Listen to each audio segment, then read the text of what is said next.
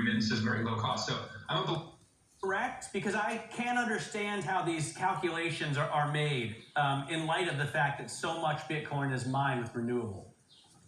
Yeah, the ARC report that was endorsed by Square as well was frankly shocking. It's just an example of the greenwashing that goes on, not only in the Bitcoin world, but in plenty of places that are on the wrong side of the climate efforts. It's unfortunate. So first of all, most of the mining, unfortunately, is based in China, 65%. Most of that's coal. And the problem you have is that Bitcoin mining is global, right? So even if the U.S., was all renewables and was at 2 cents, a kilowatt hour on solar, that cannot compete with, for example, Saudi fossil fuels, which are 0.5 cent per kilowatt hour. Same in Iran, for example. And just think about when we go to a carbon neutral world, what's going to happen to fossil fuel and coal prices? They're going to collapse. That is like the worst case scenario for what they call carbon leakage. Bitcoin would be an avenue for monetizing those fossil fuels. So it just doesn't work, and it's not necessary. They just need to switch to a low energy, low carbon method like proof of stake, like Ethereum is doing.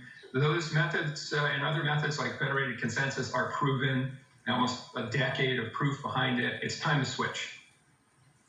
Mm-hmm. You're talking, though, about the very essence of what makes Bitcoin different from every other cryptocurrency. And frankly, Chris, for some of us, the essence of what makes Bitcoin bizarre and hard to really value on a fundamental basis, hard to understand where its value really lies. To me, it sounds as though there's a case for a world where crypto moves beyond Bitcoin, where some other cryptocurrency becomes the dominant player, not the first to the game. Well, I think in some ways you're seeing that with Ethereum, having made the commitment to switch to proof of stake. Again, hats off. It's a great move. Maybe that's already happening.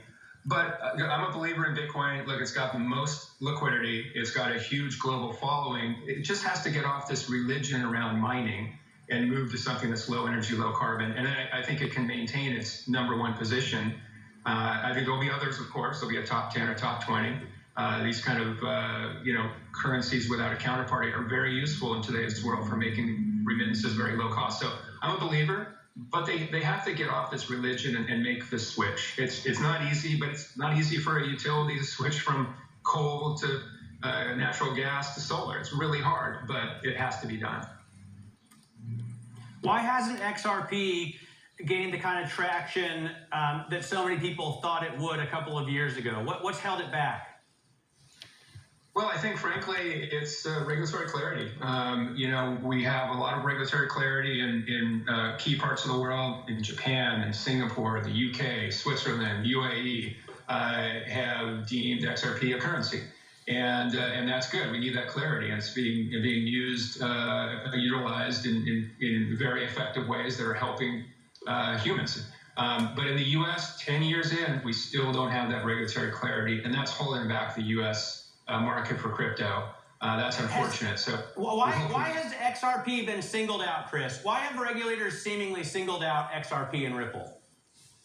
That's a good question. It's perplexing in many ways. XRP was declared a currency by Obama's Treasury in 2015. It's been out there in the wild now for almost 9 years. Hundreds of billions of dollars have traded. So it has utility. So we think that was a perplexing move that happened literally on the last days of the Trump administration in the SEC, for example. But we're hopeful that we can get that clarity in the U.S., and then that will allow the U.S. to be rightfully the #1 when it comes to fintech, crypto, just like it is with every other part of the internet. As you alluded to, you are dealing with this SEC suit. As I understand it, Chris, and correct me if I'm getting this wrong, it's over issues you've already settled with the Department of Justice. That causes some confusion for me, probably others, about where the regulator is on these issues. Where do you get the clarity on how this space will be regulated? Are we there yet? Because I know this is a lot of kind of backdated issues. Yeah, unfortunately, we're not there in the U.S. yet, and this is not just a Ripple issue. This is an issue across fintech and crypto in general. If the U.S. wants to be #1, the problem in the U.S. again, it's not really a problem, but it's a complexity. We have 8 federal financial regulators, And we found, really tremendous kind of insight by most of them. The Federal Reserve has been fantastic. FinCEN within Treasury, I think, has been super innovative and forward-thinking on this as an example. But we haven't quite got there yet with the securities regulators. I think we will get there as an industry, but that's going to be essential if the U.S. Is going to stay on top. Because frankly, it's too easy now for innovators to move to places like Singapore, which is so great to work with the regulators there, or the UK, for example, fantastic relationship with regulators that innovators have. So we got to get our act together. Otherwise, we're going to lose this race specifically to China, which is racing ahead in ways we have not. Are you optimistic, Chris, about Gary Gensler coming in? Look, Commissioner Gensler is very knowledgeable about the space, taught a course at MIT. And again, I think part of this administration is going to be a lot more climate focused. So kind of focusing on green crypto, if you will. So we're hopeful, but we'll have to see. All right, fascinating stuff, Chris. Definitely something that I think a lot of people want to look into and read more about how the Bitcoin miners can make this change, create this fork would be very interesting indeed. Chris Larsen, Ripple co-founder, bringing up some important points. I want to send it over now to Mark Crumpton with First Word News. Mark? Matt, thank you. Fully vaccinated Americans can be unmasked when exercising, dining, and socializing outdoors in small groups. That's according to new guidance today from the Centers for Disease Control and Prevention. For vaccinated people, outdoor activities without a mask are safe. However, we continue to recommend masking in crowded outdoor settings and venues. It is also safe for those who are fully vaccinated to return to the activities they love doing inside while wearing a mask. The new recommendations represent one of the most significant relaxations of guidelines since the pandemic began. Nearly 30% of Americans are now fully vaccinated against COVID. President Biden is expected to speak any moment on this issue. We will bring you those comments live. 2 new cases of blood clots linked to Johnson & Johnson's COVID vaccine are being investigated by federal health officials. The Centers for Disease Control tells Bloomberg News that one case was in a male and the other was in a female, both of whom were younger than 60 years old. The new reports bring the total number of cases to 17 out of about 8.1 million doses administered in the United States. The White House is reportedly thinking once again of raising the U.S. cap on refugees to about 62,500, less than 2 weeks after it indicated that target might not be realistic. The Biden administration originally announced that cap in February. Press Secretary Jen Psaki later seemed to back off from that number. Sources tell the Washington Post the moving target is due in part to a policy review that is still underway. A court in Moscow has ordered a group founded by Russian opposition leader Alexei Navalny to limit its activities. The decision against Navalny's Foundation for Fighting Corruption is the latest move against President Vladimir Putin's most vocal critic. The court is set to decide whether to ban Navalny's organizations and regional offices as extremists. That could expose his supporters to lengthy prison time. Global news 24 hours a day on air and on Bloomberg Quick Take, powered by more than 2,700 journalists and analysts Or I mean, in over Putin. 120 Puto. countries. I'm Mark Crumpton. This And that's is why Bloomberg. I haven't bought Really a reminder, isn't it? Just Bitcoin or invested in it. Any commentary But I'm about down to invest in other cryptos though now. that is now being reversed. Some more green ones.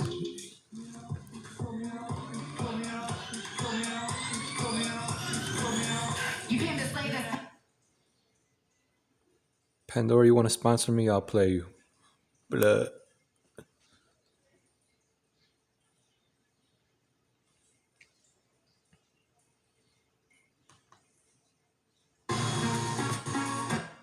Ever more widespread vaccinations with strong fiscal policy. Oh, it's my old buddy. Monetary policy. Fed. Out here.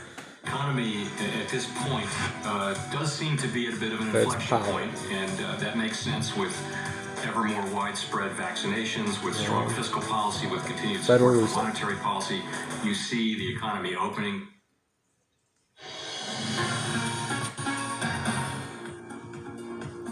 This is Bloomberg Markets. I'm Matt Miller with Amanda Lang. Now, the Bloomberg Green Summit is underway, and one of the guests we heard from earlier was the Prime Minister of Canada, Justin Trudeau, who discusses the country's green agenda. Take a listen.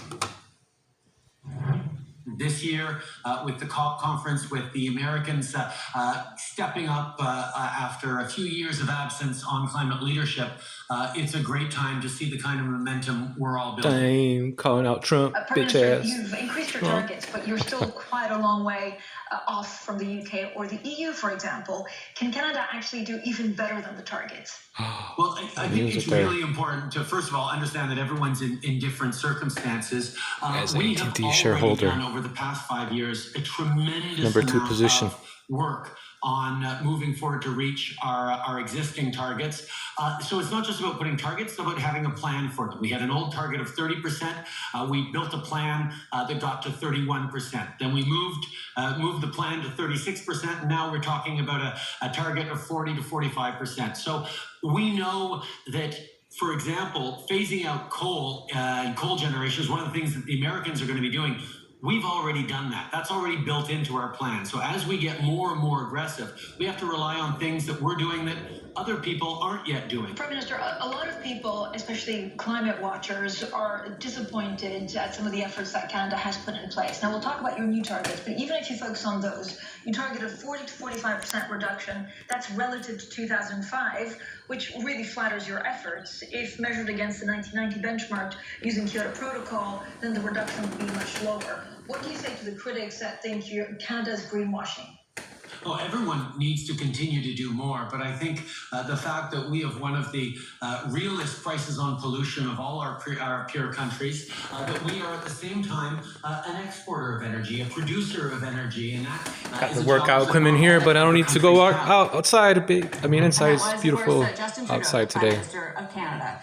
And sticking with the green theme, it's full speed ahead on electric Peace for out. Ford when it comes to batteries. Coming up, we're going to speak with the company's Chief Product, Platform, and Operations Officer.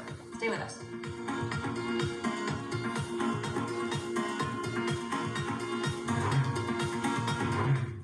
Some say this is my greatest challenge.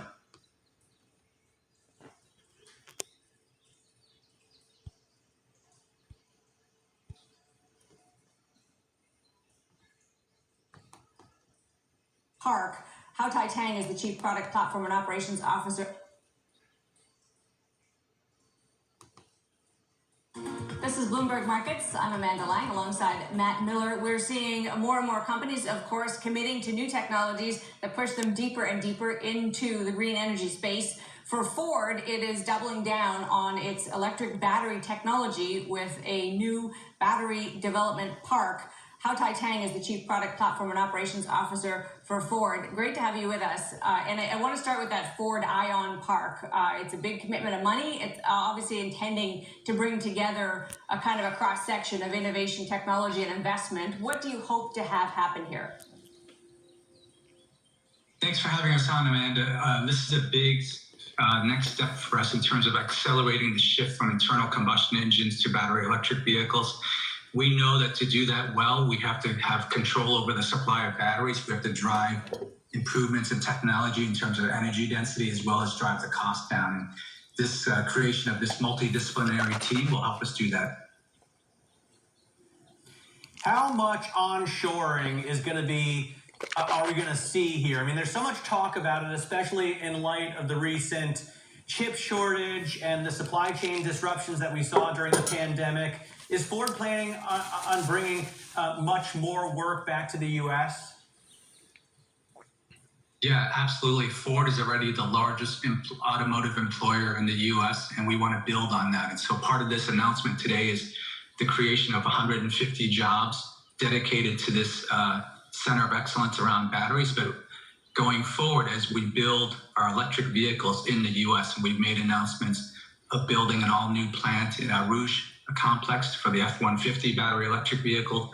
We're also going to build the E-Transit, an electrified version of our commercial van in Kansas City. And then as we look at more opportunities to create jobs around batteries and the value chain, it's going to really help us not only secure supply, but also build jobs in America. It does pale in comparison to some of the investment we've seen by some rivals, including General Motors. Are you ultimately hoping to build your own or buy the technology you need to be a fully electric producer of cars?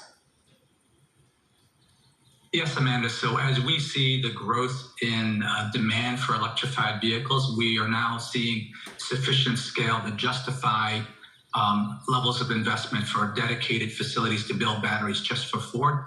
So to do that, we want to first create the expertise and develop the competency in-house. This is a new space for many traditional OEMs, so we want to make sure we go in with the right level of knowledge and expertise to understand the know-how, do it well with quality at high volume. And that's always been a trait of Ford throughout the last century. Are there specific pieces of this administration's infrastructure bill that are going to help America electrify our highways? Yeah, I think certainly the Biden administration has been very strong around pushing for zero emissions and making a difference around climate change. As an OEM, Ford has been a leader. We were, among the first OEMs to side with California. We love the certainty that provides, and that we find that for our business, with our long planning horizons and the capital intensity of our business, having certainty is actually better for us. How the president is stepping up to the mic and taking off his mask. We're going to thank you very much and bring our viewers to Washington. Continue our fight against COVID-19 to get us to July 4th. This is our target date to get life in America closer to normal and begin to celebrate our independence from the virus together with our friends and our loved ones as we celebrate Independence Day. But before that, I wanted to speak briefly to all of you today about the recent change announced by the Center for Disease Control and Prevention, the CDC. Let me say first, while we still have a long way to go in this fight, and a lot of work to do in May and June to get us to July 4th, we've made stunning progress because of all of you, the American people. Cases and deaths are down dramatically from where they were when I took office in January 20th, and continuing to fall. This is particularly true for a group of Americans that we were most worried about when it came to the virus: senior citizens. When I took office in January, we were losing literally tens of thousands of our seniors each week.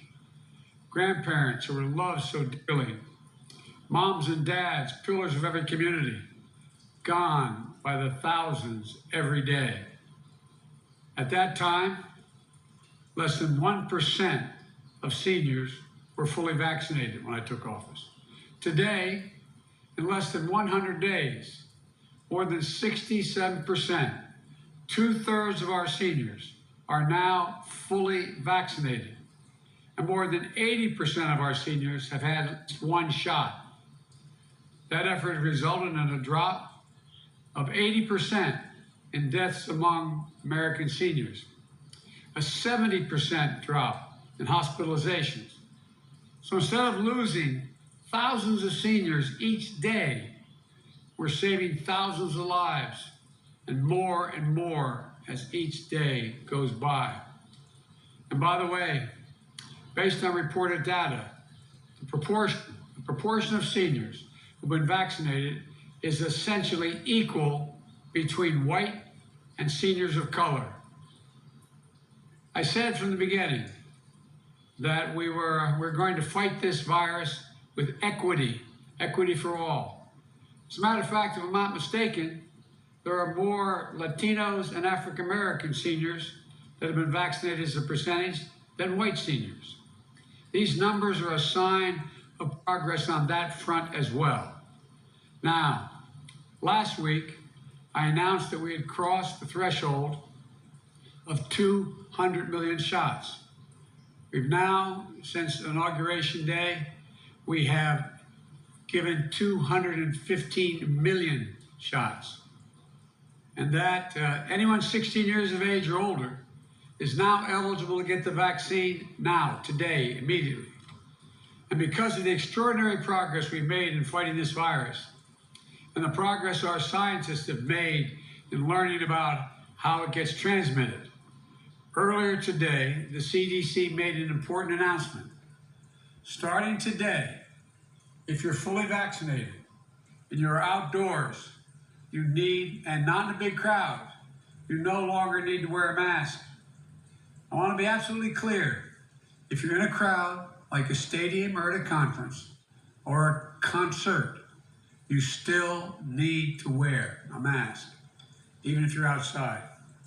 But beginning today, gathering with a group of friends in a park, going for a picnic, as long as you are vaccinated and outdoors, you can do it without a mask.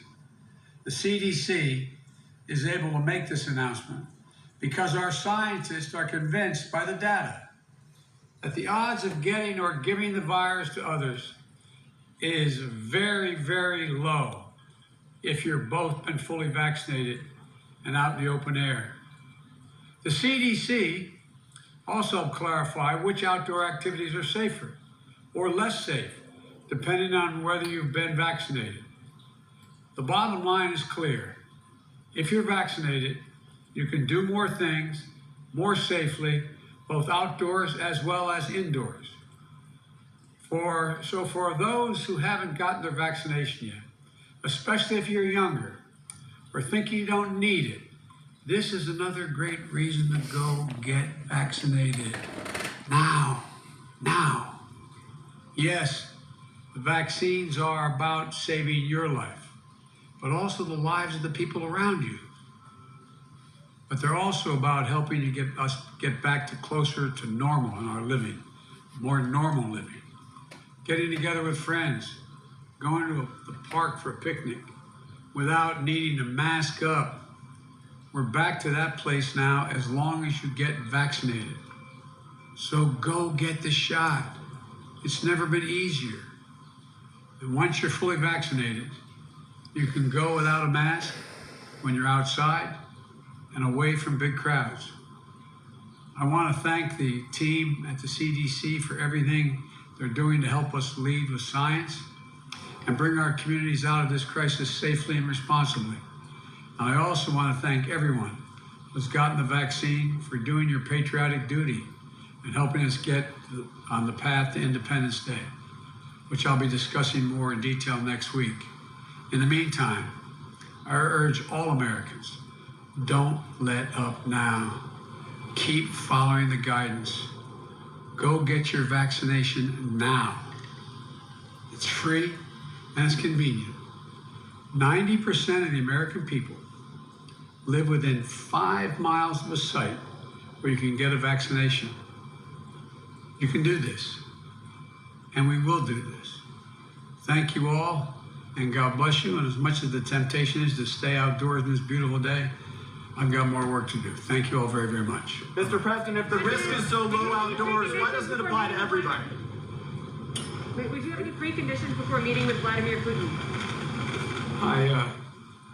One at a time.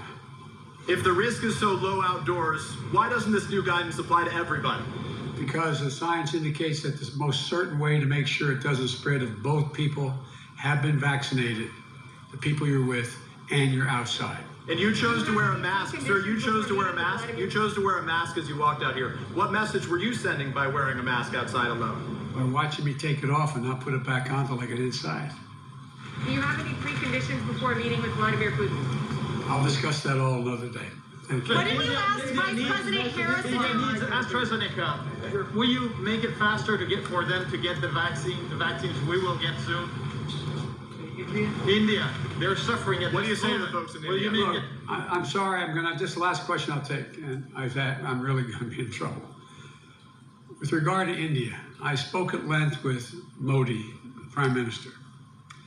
We are sending immediately a whole series of help that he needs, including providing for those remdesivir and other drugs that are able to deal with this and prevent, in some cases, but help recovery.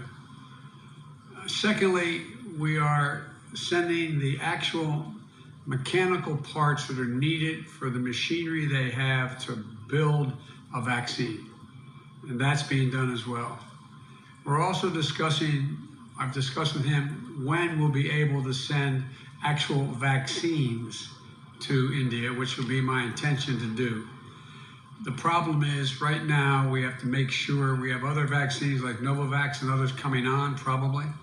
And I think we'll be in a position to be able to share vaccines as well as know-how with other countries who are in real need. That's the hope and expectation. And I might add, when we were in a bind at the very beginning, India helped us. Thank you. What did you ask the Vice President to do to help with vaccine skepticism? How do you convince those still hesitant? That, of course, was President Biden speaking at the White House. The president, of course, reasserting the achievements currently made by the United States in terms of the vaccination process, particularly to the seniors, and now the new CDC guidance as and when you can wear a mask. It is 2 p.m. in New York, it is 7 p.m. in London. Live from Bloomberg's World and European headquarters, this is Bloomberg Markets The Close. I'm Caroline Hyde. And I'm Romaine Buster. I'm Taylor Riggs. All right, let's check in, Caroline and Taylor, on where we stand here in the markets. The S&P 500, it did open higher on the day, but really hasn't gone much of anywhere. It spent most of the day here underwater. Most of the S&P sectors are in the red. You are getting a little bit of a bid here to industrials, financials, and real estate, but pretty much everything else is in the red. A lot of that is really due to because of really no contribution here from some of the major tech companies. Of course, we are heading into that earnings cycle where the major tech companies will dominate: your Microsofts, your Apples, of course, Amazon as well, all this week, Google as well, Alphabet, I should say, later tonight after the bell. All of those names relatively flat here on the day as investors really await to see not only what the Q1 performance was, but more importantly, what does Q2, Taylor, and beyond look like? Let's look at that Q1 performance. The earnings scorecard so far pretty good, right? Earnings year over year, you're up 45%. Sales year over year, you're up 6% relative to estimates. Earnings coming in 32% better. Sales are coming in 6% better. That is the fundamentals of so far as we get into this really, really heavy week of where we stand in terms of the positive numbers that we've had. Let's flip up the board, and Caroline, we have to talk about the positive numbers in this housing market. Home prices, you're up 12% on the S&P CoreLogic Case-Shiller Index. That is February year over year. That is also the biggest jump since 2006. This comes off of a huge gain in January, which was 11%. Phoenix, San Diego, Seattle, reporting some of the biggest year-over-year gains in prices as well, Caroline. Let's dig into that data. Let's dig into the valuations, not only in home prices, but across markets as well. Who better to do that with, guys? Robert Shiller, you know him, Yale University economics professor. Of course, Nobel Prize-winning economist who joins us from New Haven, Connecticut. It is always such a joy to have you with us, Professor. And talk to us first and foremost about what you see in the economic data when it comes to housing. You surprised by the strength? You worried by the strength? Or you see something different? I have to say I was surprised by the strength. I think the housing market is hard to predict, just as the stock market is hard to predict. It has more momentum than the stock market, but it's still driven by psychological factors. So somehow the COVID-19 experience has boosted our demand for housing, and the supply isn't out there to match that. So we have home price increases. And eventually, I think there'll be a supply response, and there'll be more houses built, and the prices will ease a little. But right now, it is still a very strong market. So, Professor, though, when you look at the current market and the current market conditions, factoring in the low rate environment here, are there any parallels you can draw to this housing boom we're seeing today and anything that's happened in the past, at least for those folks out there who are trying to figure out how all this may end? Well, I would take a parallel going way back to 1926. That was 3 years before the stock market peaked. And it was concentrated in Florida. And it was based on a narrative about Florida being the new destination now that we have automobiles. And it will be a fantastic investment. That crashed in 26, 27. And it was kind of a model that people had in mind for the stock market 3 years later. That is the most dramatic example because it was talked about in 29. So we could also talk about the strong peak in the market in 2006. That's much more recent. But it is another example that we have in mind that ended badly. But I think people think that the mortgage industry has been fixed. Regulation has increased, and it's not quite as big a threat as it was in 2006. Is inflation as big of a threat this time around? Well, this is an interesting thing. I'm trying to think about. If you go back to the 1970s or thereabouts, when we had double-digit inflation, there was it was viewed by the people then as the biggest problem facing the country, and it was viewed with anger. It was blamed by many people on labor unions, and it led to because labor unions were pushing wages up, and that forced prices up. That was the story. And it led to the Reagan Revolution. It helped bring Ronald Reagan and his landslide victory to be president. And it allowed Paul Volcker to tighten up credit. So we're in a different situation now. These narratives are not strong, but they might come back. And I'm looking for signs of that. You're looking for signs. Do you think it will end badly? Whether it be the valuations we see on the stock market, whether you see the valuations in the housing market, do you think it will end badly, Professor? Well, yeah, when you talk about end, the market keeps going. And so after 1929, there was a crash. It took more than 10 years to come back, but it did. So for long-term investors, the end is not bad, I think. But if you're trying to market time, I am a little concerned now. It reminds me a little bit of 1929. I don't mean to be alarmist by that. I read history, you know, and in the late 1920s, the market just kept going up, and people were saying it's too expensive, but it just kept going up. Yeah. And we're in a mood like that now. They call it an uncomfortable feeling. That was actually a term used in 1929 before the crash. People had an uncomfortable feeling about the level of the market. And so I think we have that feeling again, both in housing and in the stock market. But it keeps going up for now. Yeah, so I mean, we see that once again here, that mood and that concern here in the markets, Professor. And of course, a lot of folks will even cite some of the metrics that you yourself are responsible for, such as the cyclically adjusted price to earnings ratio. Right. When you look at that and you have people point to that and they look at a 35 and they say, oh, that's high, that shows us that we're overvalued. There is another group of people who come in and they look at interest rates, they look at real yields, and they say, well, when you factor that in, things really aren't as bad as it may look at the headline number. Yeah, I'm sympathetic to that argument. But it's not exactly as if the interest rates justify the price increases. But as an alternative, they're not that much, they're not better in terms of expected return.